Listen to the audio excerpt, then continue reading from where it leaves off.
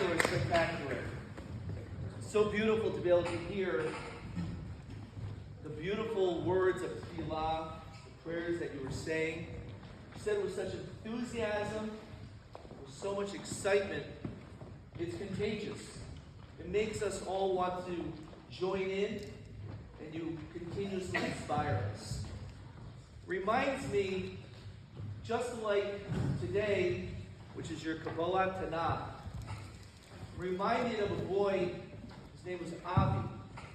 Avi was much like yourselves, and about 10 years ago, around your age, his parents gave him also his very first Tanakh, his very first Bible, if you will.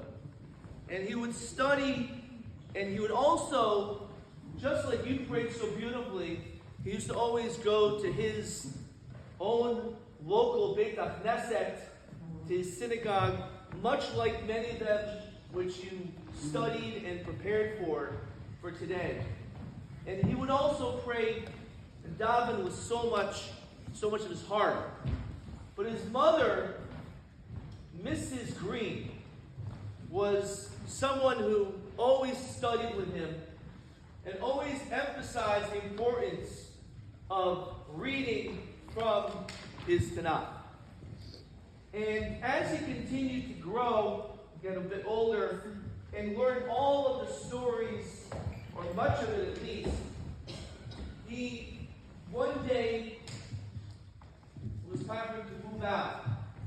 It was time for him to move out of his home, and he had a little apartment that he was going to rent.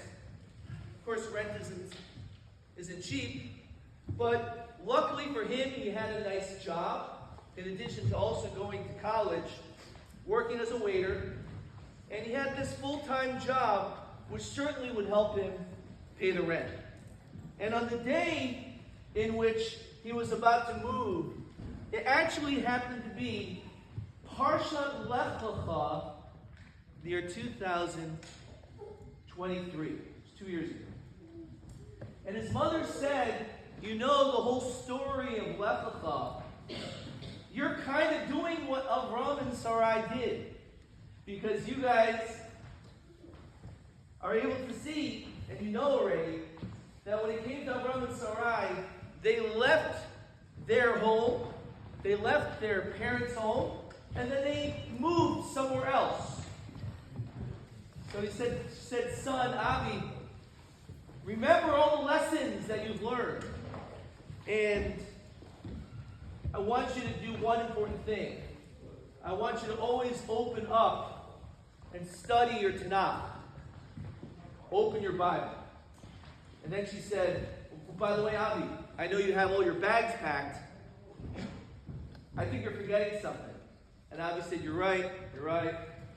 In fact, he forgot to pack his Tanakh.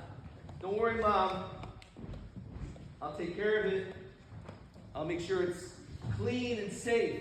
She goes, that's not enough. I want you to open it. I want you to study. I promise. I promise I will. But when he got to his apartment, he found a nice chair, and he put it on that chair. And on that chair it stayed for a couple of days. And then those days turned into weeks, into months, and an entire year had gone by. And he called his mom and said, you know, Mom, I have some difficult times. You know how I had this full-time position. Unfortunately, they cut my hours, which means I don't make as much as I used to. And because of that, it's really, really hard for me to pay my rent. So the mother, without skipping a beat, turned to her son and said, Avi, did you open up your Bible? It's like, Mom, I'm asking you for help. I'm asking you, please. She says, I just want to know, did you open up your Bible? And maybe it was wrong for him to have lied. to say this fib. But he knew how much it would have hurt his mom for him to have told the truth. So he said, yes, Mom, of course I've opened the Bible. She goes, well, that's all I can say. Maybe we'll speak next week. And then another week and another week, until finally, Avi had no choice. He said, Mom, I'm in a really difficult spot. I'm in a difficult situation. The landlord, which is the person who is in charge of my apartment, said I haven't paid rent for a very long time.